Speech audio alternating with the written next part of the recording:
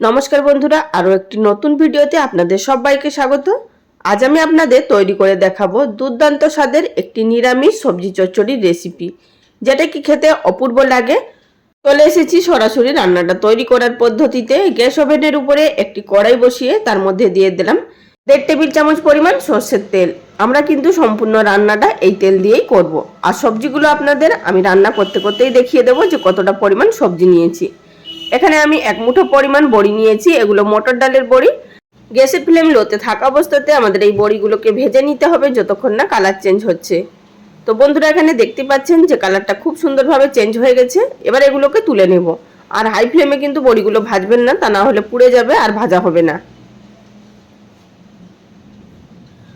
বড়ি ভেজে তুলে নেওয়ার পর সেই একই তেলের মধ্যে আমি ফোড়ন হিসাবে দিয়ে দিলাম 1/2 টিস্পুন পরিমাণ 5 ফোড়ন।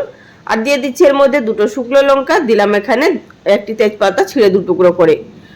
তো ফোড়নটা হালকা ভেজে নেওয়ার পর এবার আমি এর মধ্যে প্রথমে অ্যাড করে দিচ্ছি শক্ত সবজিগুলো, যেমন এখানে কুমড়ো, বরবটি এবং পটল। আর আমি এখানে নিয়েছি 250 গ্রাম পরিমাণ কুমড়ো, নিয়েছি এখানে 4টে পটল, আর নিয়েছি এখানে 6 থেকে 7টা বরবটি। আমি এখানে সমস্ত সবজিগুলো আমার পরিমাণ অনুযায়ী নিয়েছি। আর বন্ধুরা, এখানে আলুটাও নিয়েছি, একটি মাঝারি সাইজের আলু, সেটিকে ছোট ছোট টুকরো করে কেটে নিয়েছি। প্রায় সমস্ত সবজিগুলো একই রকম টাইপ করে কেটে নিয়েছি। আর নিয়েছি এখানে একটি মাঝারি সাইজের ঝিঙে, আর নিয়েছি একটি মাঝারি সাইজের বেগুন, যেটাকে আমি পরে এড করব। তো বন্ধুরা, এই সবজিগুলোকে হাই ফ্লেমে আমাদের 2 মিনিট মতো ভেজে নিলাম। তো মিনিট 2 হাই ফ্লেমে ভেজে নেওয়ার পর এবার আমি এর মধ্যে অ্যাড করে দিলাম এখানে স্বাদ মতো নুন, আর দিয়ে দিচ্ছি এর মধ্যে 1/2 টিস্পুন পরিমাণ হলুদের গুঁড়ো। আর নুনটা আপনারা নিজেদের টেস্ট অনুযায়ী অবশ্যই দেবেন, যে যতটা নুন খেতে পছন্দ করেন। নুন হলুদ দিয়ে দেওয়ার পর ভালোভাবে নাড়াচাড়া করে মিশিয়ে নেব এবং আরও 2 মিনিটের জন্য ভেজে নেব। 2 মিনিট ভেজে নেওয়ার পর এবার আমি এর মধ্যে অ্যাড করে দিলাম আগে থাকতে কেটে রাখা ঝিঙে এবং বেগুন। ঝিঙেটা কিন্তু অবশ্যই কাটার আগে ধুতে হবে, তা না হলে কিন্তু কাটার পরে যদি ধোয়া হয় জল ঢুকে যাবে। ঝিঙে এবং বেগুন দিয়ে দেওয়ার পর আবারও নাড়াচাড়া করে মিশিয়ে নিতে হবে। এবার বন্ধুরা, কিন্তু এই যা সবজি থেকে জল বেরোবে এতেই কিন্তু সবজিটা সেদ্ধ হয়ে যাবে এবং খুব ভালো মতো ভাজাও হয়ে যাবে।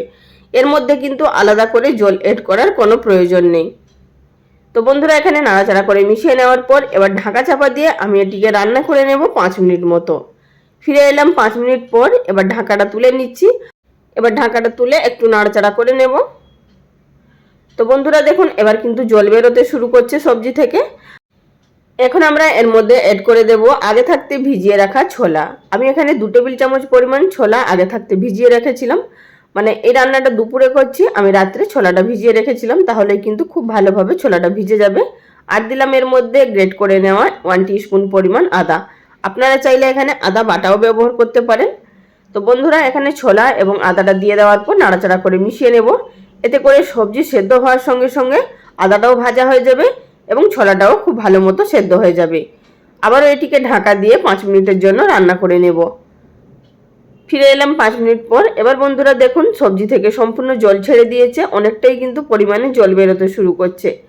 এই পর্যায়ে আমি এর মধ্যে অ্যাড করে দিচ্ছি আগে থাকতে কেটে রাখা টমেটো। একটি মাঝারি সাইজের টমেটো আমি কেটে নিয়েছি একদম ছোট ছোট করে। দিলাম এর মধ্যে 1/2 টিস্পুন পরিমাণ জিরে গুঁড়ো, আর দিয়ে দিচ্ছি এর মধ্যে 1/2 টিস্পুন পরিমাণ কাশ্মীরি লঙ্কার গুঁড়ো, এটি কিন্তু সম্পূর্ণ অপশনাল। আর দিলাম এর মধ্যে 1/2 টিস্পুন পরিমাণ ধনে গুঁড়ো। দিয়ে দিচ্ছি এর মধ্যে ঝালের জন্য ঝাল লঙ্কার গুঁড়ো 1/2 টিস্পুন পরিমাণ। ঝালটা আপনারা নিজেদের টেস্ট অনুযায়ী দেবেন। এই সমস্ত উপকরণগুলো দিয়ে দেওয়ার পর আবারও এটিকে নাড়াচাড়া করে ভালোভাবে মিশিয়ে নিতে হবে।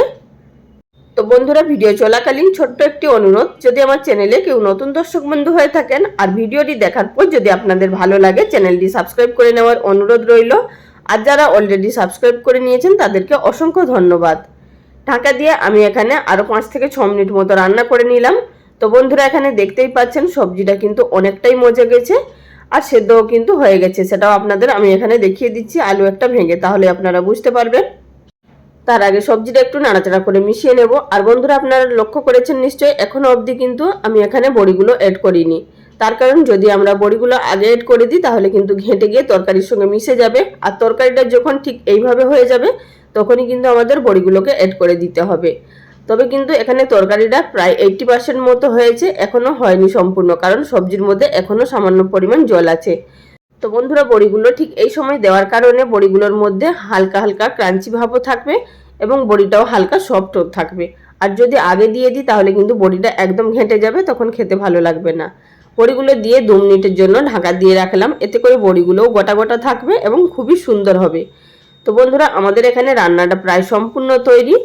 আর আপনারা এই শেষ পর্যায়ে চাইলে ভাজা মশলার গুঁড়ো দিতে পারেন, তবে আমি এখানে ভাজা মশলা ব্যবহার করছি না। আমি এখানে 1/4 টিস্পুন পরিমাণ গরম মশলার গুঁড়ো ব্যবহার করছি। এটি দিলেও খেতে অপূর্ব টেস্ট হয়। আপনারা চাইলে এখানে ভাজা মশলা বা গরম মশলা যে কোনো একটা ব্যবহার করতে পারেন। আর তার সঙ্গে দিলাম এখানে সামান্য পরিমাণ কয়েক দানা চিনি। যেহেতু এখানে কুমড়োটা মিষ্টি ছিল, তাই এর মধ্যে আর চিনির ব্যবহার বেশি করলাম না। আপনারা চাইলে এখানে চিনির পরিমাণটা বাড়িয়ে দিতে পারেন বা নাও দিতে পারেন। চিনি এবং গরম মশলার গুঁড়ো দিয়ে দেওয়ার পর নাড়াচাড়া করে মিশিয়ে নেব, তাহলেই আমাদের তৈরি হয়ে যাবে সম্পূর্ণ একটি নিরামিষ দুর্দান্ত স্বাদের তরকারির রেসিপি।